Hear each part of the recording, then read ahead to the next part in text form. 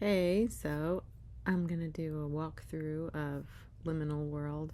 I did one for Power Starfish, and hopefully I'll keep it shorter this time. Um, the this is a 11 track album. It's like number 21 or 22. I don't know. Depends how you count. And it was written and recorded by me, edited and mixed by Little Pioneer, who's my friend Craig Levy. And the album cover design is by my very good friend David Charles Plate, and it was inspired by Pink Floyd's Dark Side of the Moon by Hypnosis. And there's tracks with guest stars. Some of them have bass by Roy Peak. One has cello by Elisheva Meister. There's some drums and trombone by Kevin Sarevich, and there's a little guest star from my friend The Mirror, Amelia Carter. So, track one is Don't Be Slow in the Front, and that's something that I said to my son a lot when he was little, because we live in New York City, and I can't deal with being stuck behind slow people, so I sort of had to train him that if you want to be slow, go in the back. Don't be slow in the front, because then you're just holding people up. And I think I may have actually picked up on the fact that he didn't need to be told that anymore, that he would that he would be fast in the front, or he would hang back, and I was like, oh, wow. And then it just kind of occurred to me that that's a good metaphor for the leadership problems that we have. Don't be slow in the front, like as if the whole human situation is one corpus, one body. And if you want to be in the front, you have to have the ideas. You have to be going somewhere. You have to know where you're going, because otherwise you're in the way of people who do know where they're going, and that slows everybody down. So the second song is called Freedom Boulevard, and this is the last song that I recorded for this album, and it changed the shape of the album because it was about a friend. It's a true story. I didn't embellish it, and it's one of those stories where it sounds like it's embellished or it sounds like it's made up, but it's not. It's a real story about a real person who was just a tough, intense guy. I definitely didn't know him very well, but I described him as I knew him. And when I first met him, he was on the part of his land that didn't fall down a cliff, because there was a landslide, and she was showing us what had happened to his area, and he was living in FEMA had given him a trailer, and he had a porta potty. It was a whole messed up situation, but he stood on his property that had a downfall, and he just pointed and said, "You can see freedom from here." And he was talking about Freedom Boulevard, but I didn't know that. So I was just like, can I use that? I wish I had gotten a picture of him. That would have been pretty cool. So the third song, Generation Y, which is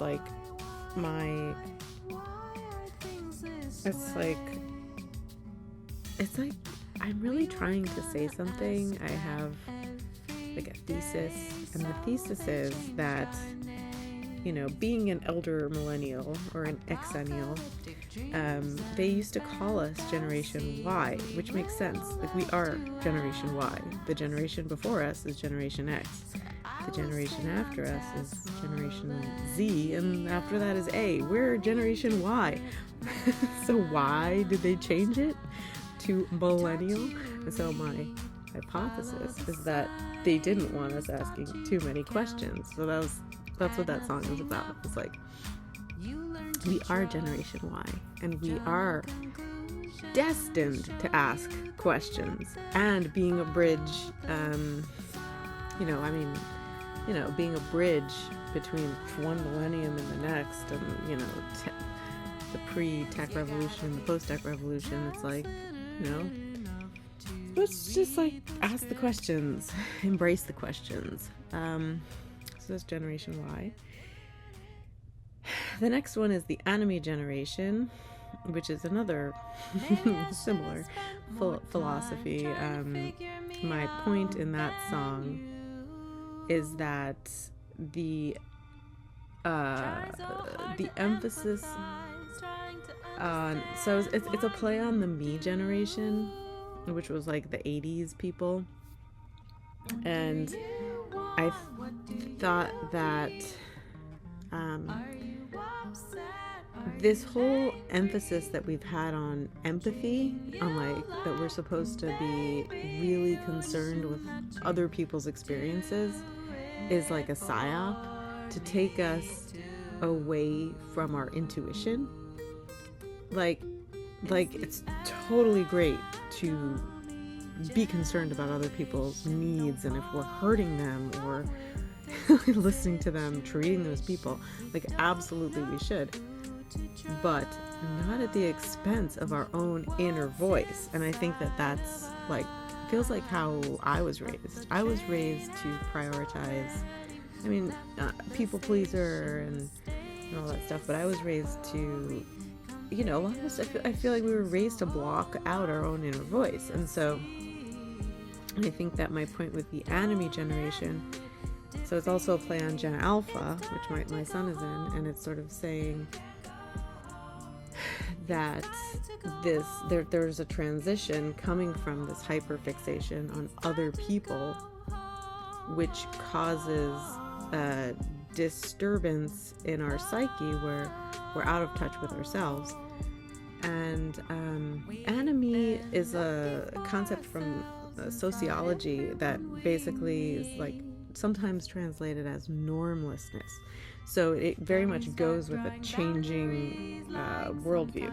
So coming into the Industrial Revolution, for example, but in our case, it's coming into this hyper tech, like whatever poor Gen Alpha is going to have to deal with, and which my generation, the Xennials, Generation Y, are the sort of the pioneers of. And so the idea is that this generation is, by definition, by me, defined by anime, by normlessness, and that the norm should be, like my concept is that the restoration comes from finding intuition, from embracing intuition, that like each of us, like each human, if they follow their own intuition, we end up with a better world than if we're all trying to figure out what each other needs, but are not in touch with what we need as individuals. Okay, so the next song, Objects in Mirror, was named by my son, and that song came from a question of like, what is reality? And it was like Baudrillard and hyper reality and simulacra and simulacrum, and is to have a song that comes out of the total mass of confusion that I have about the what, is anything real anymore? Is like the question that the song is asking at the beginning. Is anything real anymore? Which is like, it once was real, right? I mean, right? We weren't there, or maybe we were. But then in the second half of the song, it's saying, is anything real anymore? It's all real, and something's missing. So it's like a different twist on it. From lack to it's a different twist from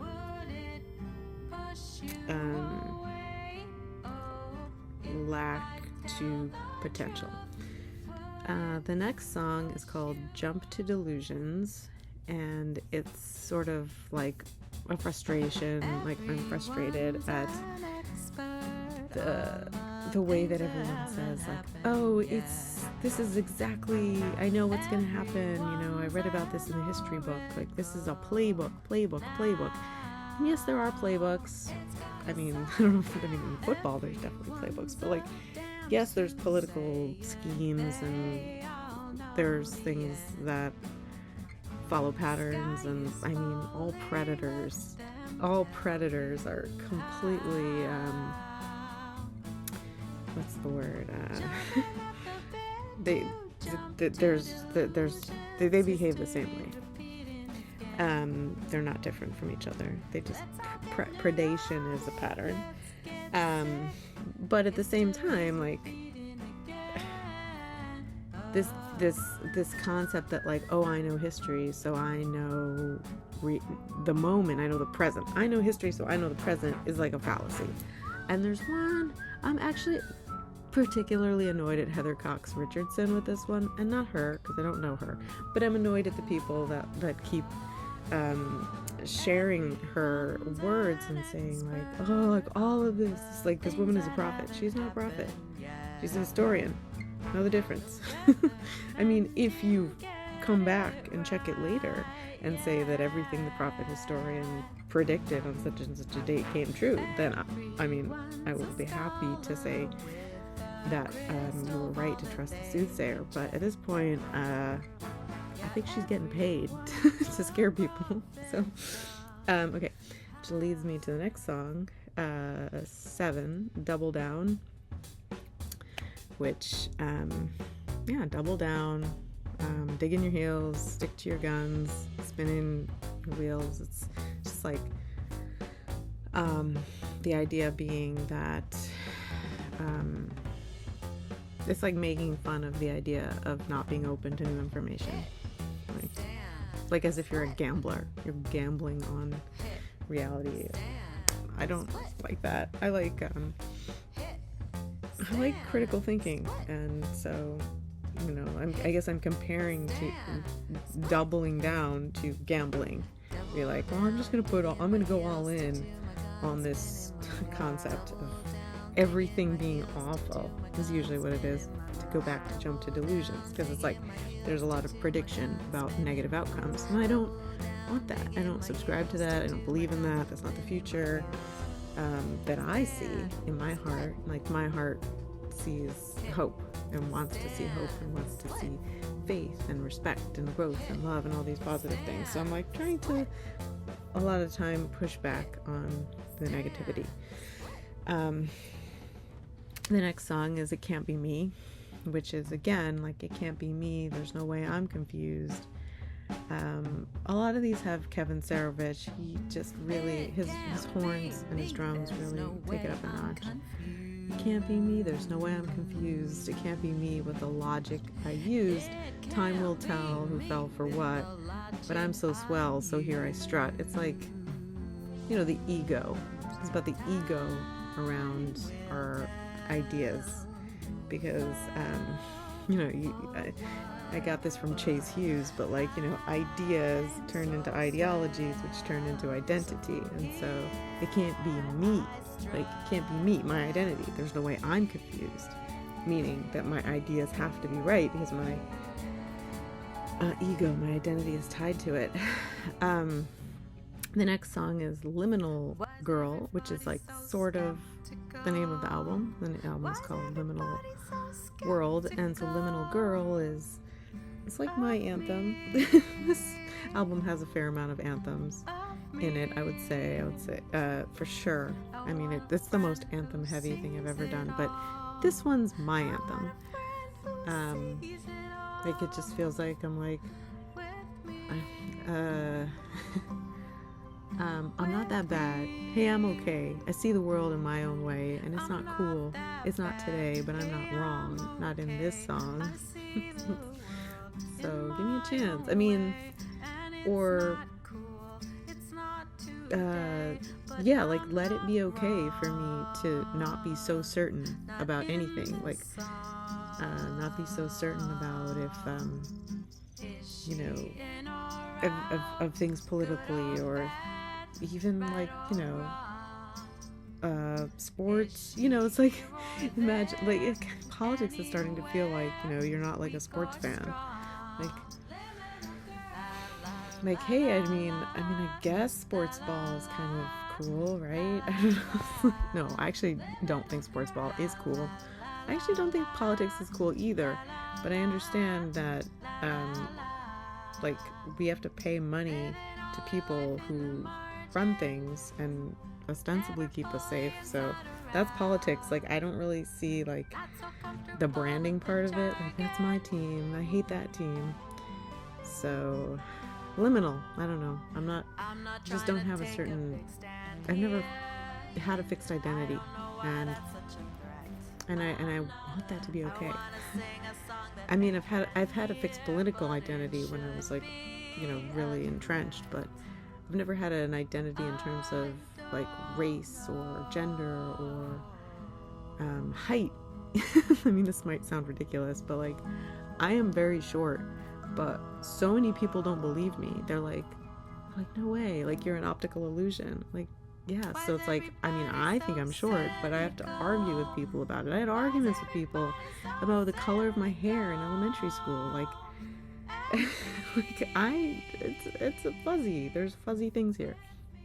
Okay, so the next song is Believe You Me, which I wrote for my son when he was starting school, and I was sad that he had to start school because I loved being home with him, and we had such a good time together, like learning and just being outside. And I wrote this song then, but I only recorded it now because he's a tween, and it just all kind of came back. Like, as much as he was moving away from me when he went to school, he's moving away from me now because he's growing into being an adult, like growing into being a teenager. And that is the work of being a parent, of like letting your child grow up, encouraging them to grow up, teaching them how to be independent. And so it's just like, when I wrote it, I feel like it was more for him, but I feel like when I recorded it now, it's more for me. So then the last song is Golden Bridge, and that song is, based on Sun Tzu's The Art of War. I think I also got this one from Chase Hughes, from a clip from him on the show, where he was talking about how to build a golden bridge for your opponent so that they can retreat with dignity. And something that I would love to do whenever somebody wants to challenge me on a really serious way, or is think about that concept of like, I want. So the way that I conceive of it is that in ancient Chinese warfare, that you would want your army to have their back to a river, because then they only have two choices: to drown in the river, or to fight to the death. So you're like the general. So that's how the position you want your own troops to be in. But the people building the Golden Bridge are the opposing enemy. The opposing enemy is the one that wants to give the soldiers a way to retreat with dignity. And so that's the album. It's called Liminal World. From Don't Be Slow in the Front to Golden Bridge. I guess it does have some military kind of sensibility going on in it. I mean, I'm not a soldier. My godson is going overseas, but I come from a Navy family. But